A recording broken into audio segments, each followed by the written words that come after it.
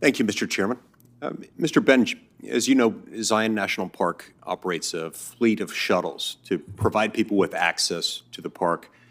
As a result of COVID-related policies, currently these park shuttles are limited to about 30% capacity, about 14 people at a time, and this is something that's dramatically decreasing the number of people who can travel on them at any given time. The park, Zion National Park, is, as you know, entering into a really busy season. And local communities, especially this city of Springdale, is one that relies heavily on the shuttle system to moderate traffic and parking within the town.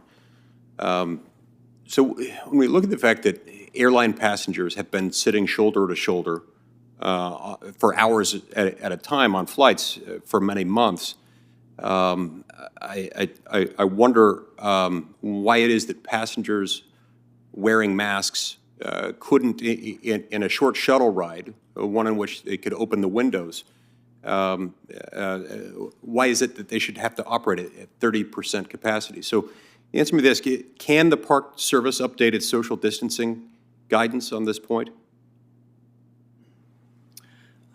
Park Service policy, again, is guided by Department of Interior policy, as well as OMB, and it is framed by CDC recommendations. So the answer to your question is it's a very dynamic environment. I mean, it's very likely a month from now it will look different in terms of what those policies look like today versus a month from now. But right now, we are framed by the policies of the department. I understand, and I appreciate that, and I appreciate the fact that the Biden administration has reiterated its commitment to following the science.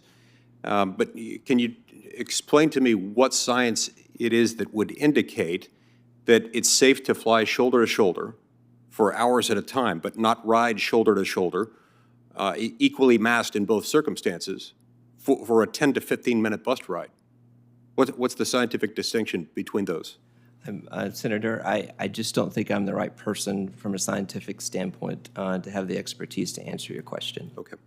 One of the reasons that this worries me is because we're entering the busy season. This coming Monday, being Memorial Day, is going to be a particularly popular weekend. So is there any chance you could make that adjustment prior to Memorial Day? If the policy guidance changes between now and Memorial Day, as it relates to OMB and or the department, we certainly would evaluate that and pivot accordingly. Okay, thank you.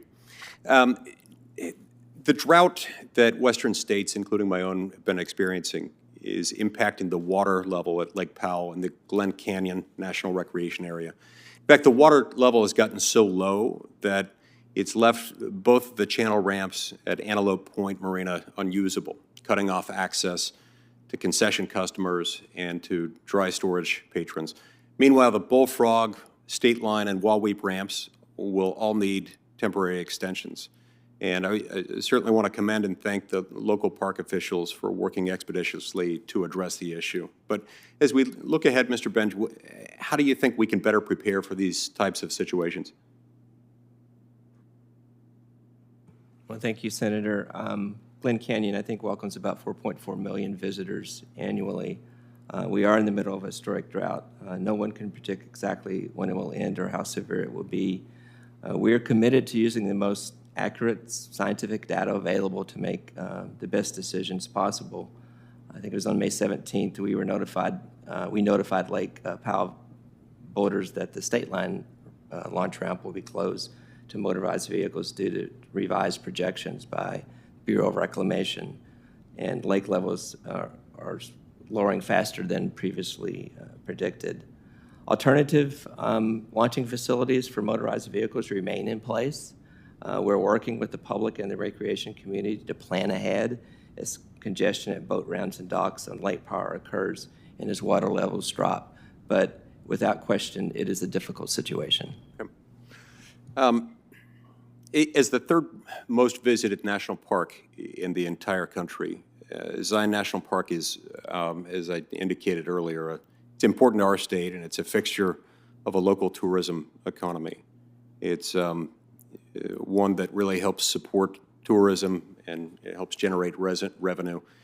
At various times, the Park Service has sought to conduct a capacity study that could end up mandating a reservation system. I just want to take this moment to reiterate my very, very strong opposition to any reservation system, and instead request that National Park Service give consideration to locally driven alternative solutions that prepare visitors and that preserve visitor access and enjoyment. So, Mr. Bench, will you commit to collaborating with my office and communities in my state as we help to address system unit needs? Absolutely, Senator. Thank you. Thank you, Mr. Chairman.